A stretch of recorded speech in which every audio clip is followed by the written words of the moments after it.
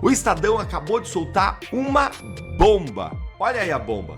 Uma bomba, gente, que coloca de novo os holofotes, as luzes, sobre Moraes, sobre a sua esposa Viviane Barsi, sobre o que eles fizeram, sobre o caso Master, e dessa vez com números que vão te deixar de queixo caído. Um ministro próximo de Lula defende que ele desista de tentar a reeleição. Peraí, as pessoas que convivem com Lula já estão admitindo que o Lula já não tem mais a capacidade de concorrer à eleição. Sejam bem-vindos, o meu nome é Bruno, deixe o seu like e inscreva-se no canal.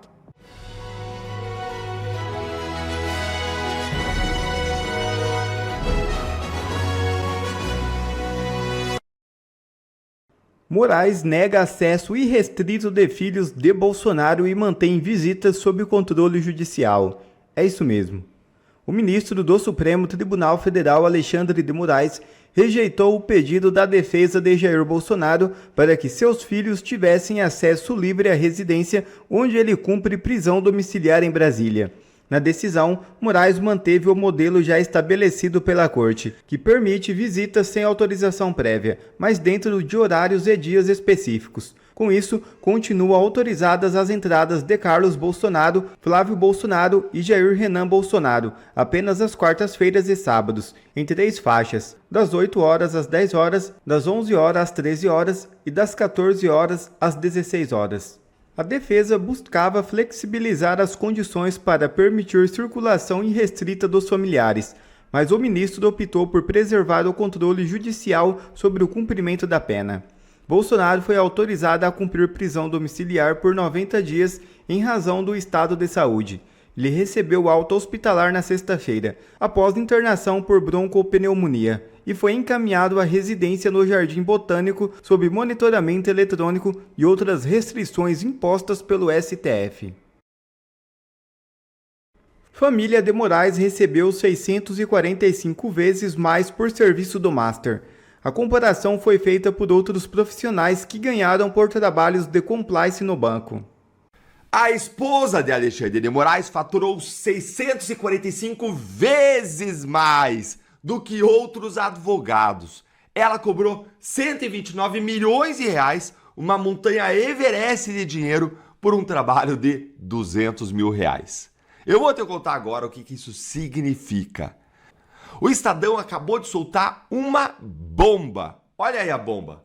Uma bomba, gente, que coloca de novo os holofotes, as luzes, sobre Moraes, sobre a sua esposa Viviane Barsi, sobre o que eles fizeram, sobre o caso Master, e dessa vez com números que vão te deixar de queixo caído. O jornal ele fez um levantamento técnico devastador, comparando quanto que a família do Alexandre de Moraes cobrou do Master com quantos outros advogados cobraram para fazer exatamente o mesmo serviço ou até mais.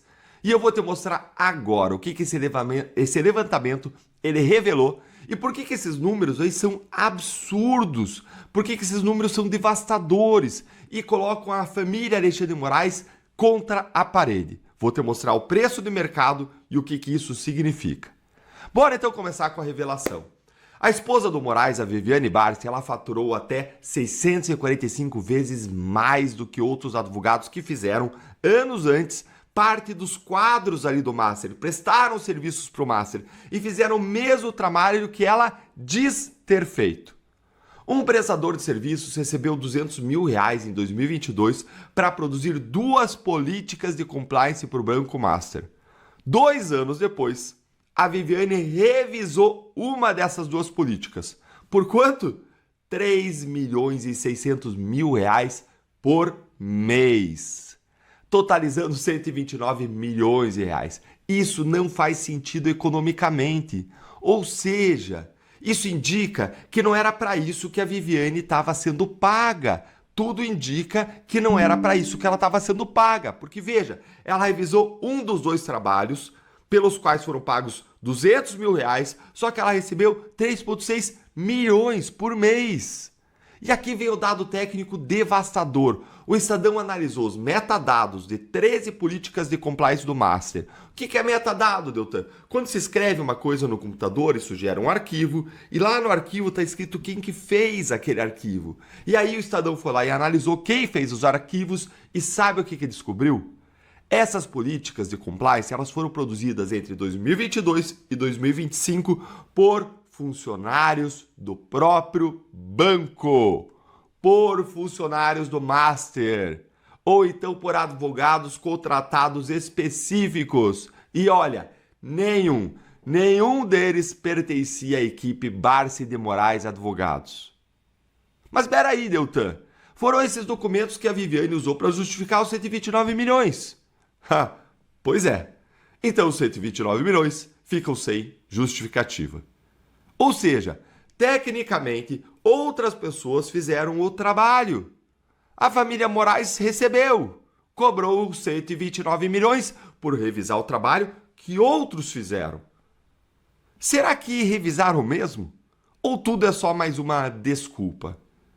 E mesmo que tenham revisado, mais uma vez, não justifica economicamente o Monte Everest de dinheiro pago. E tem uma ironia técnica aqui. O único documento com rastros digitais do escritório Barsi de Moraes é o Código de Ética, que foi assinado por Ana Cláudia Consani, que é cunhada do Moraes. E sabe o melhor?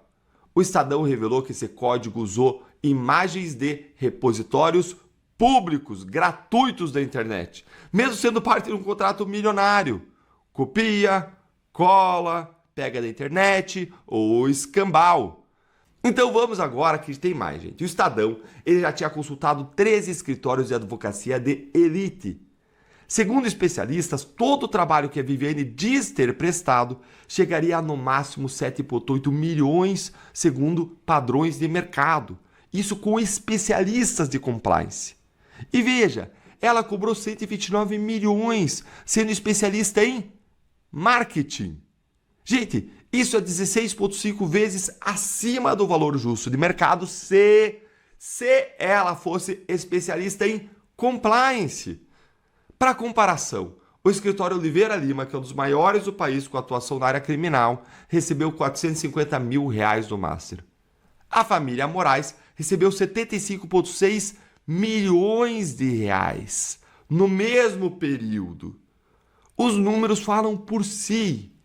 A última palavra, é claro que sempre vai ser da justiça, mas esse contratinho aí da dona Vivi tem cara de coisa errada, cheiro de coisa errada e grita coisa errada. Você já ouviu falar a teoria do pato? Ela diz que se tem pena de pato, se tem bico de pato, anda como pato, faz quaquá, é pato. O ônus está com Alexandre de Moraes e família. Alexandre de Moraes tem que prestar contas ao Brasil.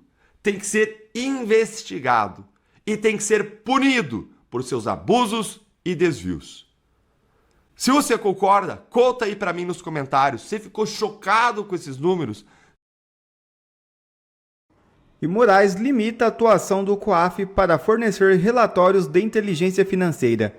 Para ministro, documentos estão sendo usados como instrumentos de pressão e constrangimento. Moraes é relator da investigação de vazamento de dados de autoridades. Vazamentos contra ele mesmo. O ministro Moraes deu ontem uma canetada sobre o COAF, que eu já vou te contar o que foi simplesmente um batom na cueca de como ele, Moraes, e os demais ministros estão usando o STF simplesmente para se proteger e se blindar de investigações.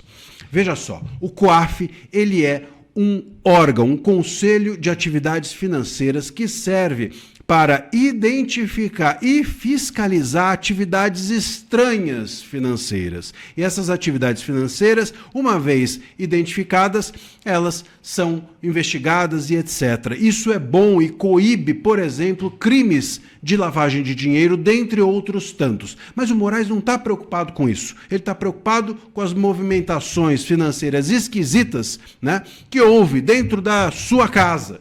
no contrato de 129 milhões e no aumento patrimonial de 200% que a sua esposa teve e que foi revelado à imprensa só porque o COAF tem esse tipo de registro e a imprensa acabou descobrindo e divulgando. Então o Moraes, o que ele quer, na verdade, não é favorecer o combate à criminalidade, não é restringir porque o COAF abusou. Não, o que o Moraes não quer é que o COAF deixe rastros, deixe registros dele, da sua esposa, dos seus familiares, dos ministros do STF. Porque esses registros podem, em algum momento, serem alcançados pela imprensa e, com isso, ele passa até a exposição que teve ele e o Toffoli, sobretudo, por conta desse contrato de 129 milhões, repito, por conta dos 200% de aumento patrimonial que a sua esposa teve, 80 milhões em um ano, e por conta do Toffoli, que a gente acabou descobrindo que as movimentações dele levaram a percebermos que ele era supostamente dono de um resort com cassino clandestino. Meus amigos, é isso que está por trás. Sabe o que o Moraes está fazendo com o COAF? Eu vou te contar agora. Ele está impedindo que o COAF forneça relatórios para a CPI, que o COAF forneça relatórios para o Congresso Nacional. Tudo isso está proibido. Daqui para frente não pode mais. Ele estabeleceu uma imensidão de critérios e burocracias e formulários que impede que qualquer um chegue aos dados dos ministros e possa, em algum momento, investigá-los.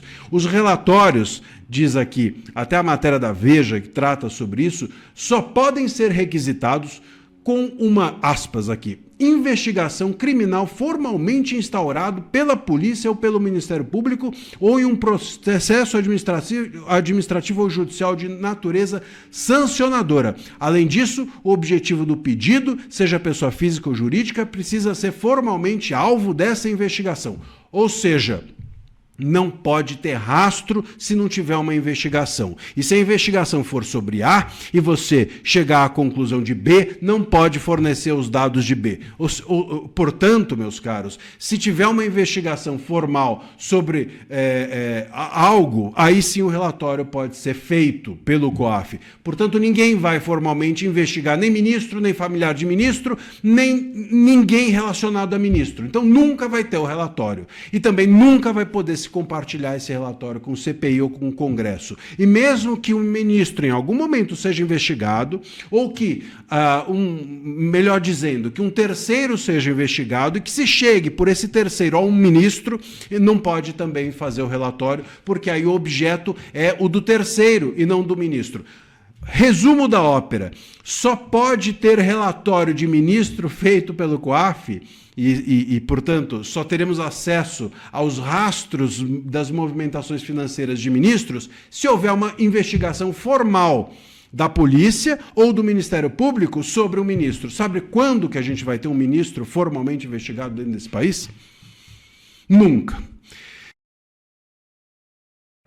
É as preocupações do Planalto que ligam o alerta em Lula para a reeleição. E já tem aliado próximo de Lula defendendo que ele desista da reeleição. É isso mesmo. Você pode não gostar do que eu vou te falar agora, mas é a mais pura verdade. Mesmo não gostando do Lula nem um pouco, ele sempre teve o poder da oratória, o poder da persuasão. Ele sempre soube falar, escolher as palavras certas para poder tocar nas pessoas emocionalmente, para poder convencer as pessoas, manipular. Mas agora parece que o Lula perdeu isso completamente. Lula não está bem. E eu repito, quando eu falo que o Lula não está bem, eu não estou falando que ele não está bem nas pesquisas ou que ele está com a rejeição muito alta, não. Eu estou me referindo a que o Lula está virando um Biden. O motivo do Trump, um dos motivos que ajudou o Trump a ganhar nos Estados Unidos foi uma percepção nos Estados Unidos de que o Biden não tinha mais a capacidade cognitiva de permanecer como presidente dos Estados. Tanto é que ele recuou antes mesmo. Então vamos lá. O que está acontecendo com o Lula? É a idade? É alguma doença? Não sei. Mas algo está acontecendo. E não sou eu que estou falando isso. Quem está percebendo isso são os próprios aliados do Lula, devido às inúmeras besteiras que o Lula fala. Para pensar. Traficante é vítima do usuário. Se for bater numa mulher, bate em outro lugar. A culpa do endividamento é das mulheres que compram demais shortinho, roupinha na Shein, né, nesses sites orientais. Eu até fiz uma lista aqui, eu falei assim, eu comecei a analisar, vamos lá. Troca o nome da Janja e chama a Janja de Marisa. Fala que o Brasil faz fronteira com todos os países da América Latina, o que é uma mentira. O Brasil vai ser o país, voltou a ser o país mais respeitado no mundo no crime organizado. Culpa o povo pelo endividamento. A Venezuela é uma democracia. É uma atrás da outra. Recentemente, zomba da China, falando que China come cachorro e que no Brasil a gente gasta muito dinheiro para cuidar de cachorro e por isso o povo está endividado. E aí, teve essa última aqui, que eu quero mostrar para vocês. Olha isso aqui. Isso é o Lula em um evento aqui em Anápolis, do lado de Goiânia, em Goiás, tá? O que é isso? Você sabe explicar o que é isso?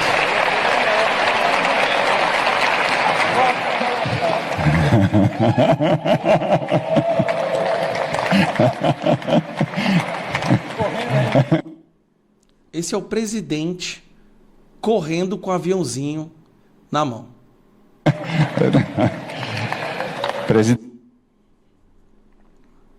Lula não está bem. E eu não estou exagerando.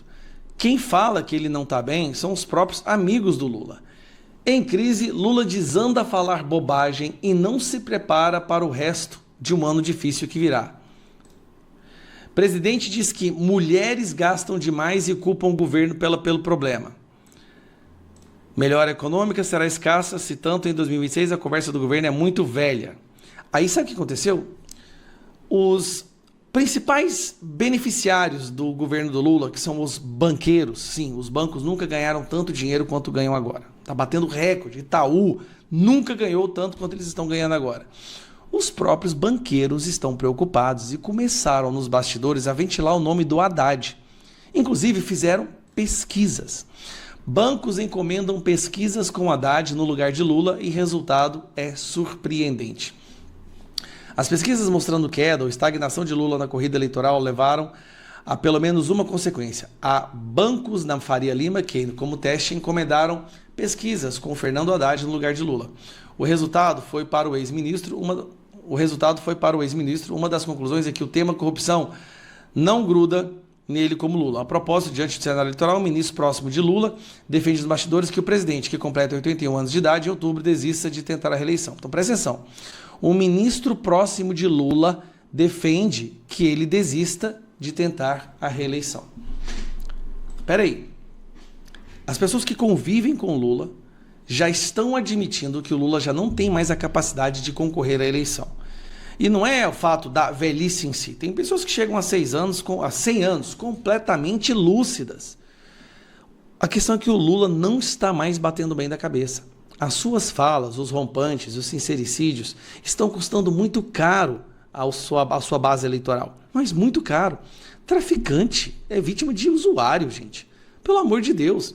A última agora é que o endividamento de 81 milhões de brasileiros é culpa do povo que não sabe controlar os gastos. Cachorro, porque compra cachorro e tem que cuidar de cachorro, porque compra roupinha na Shein.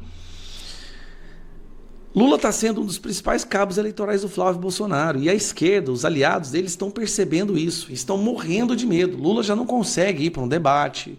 Lula não consegue concatenar as ideias. Ele está bidenando ou bidenizado. Então a gente vê aí nos bastidores uma crescente vertente ali do PT, dos aliados do Lula, querendo que o Lula não seja candidato, porque sabem que ele não tem chance, a rejeição não diminui. O povo culpa ele pela economia e agora estão tentando jogar o Haddad no lugar dele. Obrigado a você que assistiu esse vídeo até aqui. Deixe o seu comentário e não se esqueça de se inscrever no canal e deixar o seu like. Até a próxima!